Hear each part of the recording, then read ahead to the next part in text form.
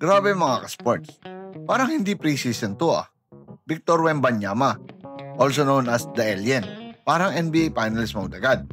Di mo na alam kung tao ba to o ginawa sa laboratory. Sa mga highlights na to, pinakita na naman ni Wemby kung bakit isa siya sa mga most exciting young stars sa buong liga.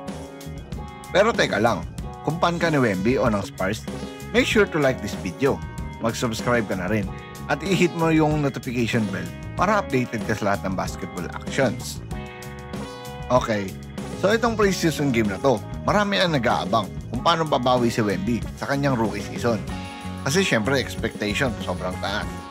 Sabi nga ng iba, this guy could be the next generational talent after LeBron.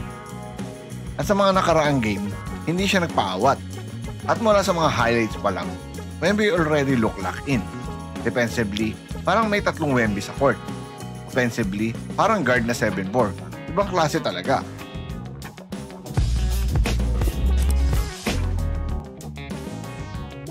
Unang highlights pa lang, isang magandang alley-oop dunk.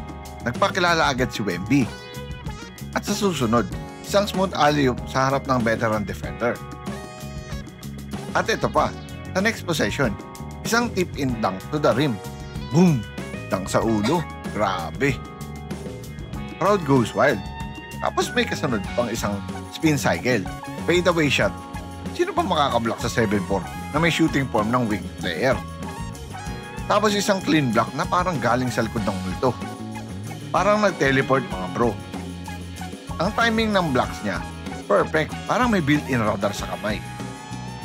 Coach Mitch Johnson, mukhang tuwang-tuwa sa nakikita niya.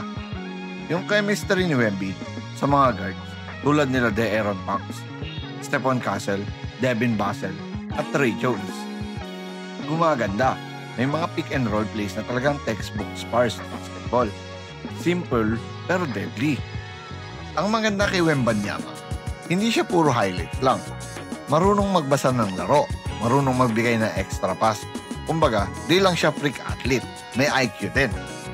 At syempre sa defense, parang wall. Lahat ng drive ng kalaban parang may Wemby checkpoint bago makapasok sa paint. Pati commentators, speechless. Sabi ng isa, he's like a video game character in real life. And honestly, hindi sila nagkakamali. So mga ka-sport, kung ganito ang kaganda ang laro ni Wemby sa preseason pa lang, ano pa kaya pag regular season na? Ready na ba tayo sa Wemby era? Mukhang babalik na ulit ang glory days ng San Antonio Spurs. At ang leader nila, hindi tao, alien na ginawa ni Kevin Garnett at Hakeem Olajuwon. Kung nag-enjoy ka sa highlights at breakdown na to, don't forget to like, share, at comment down below.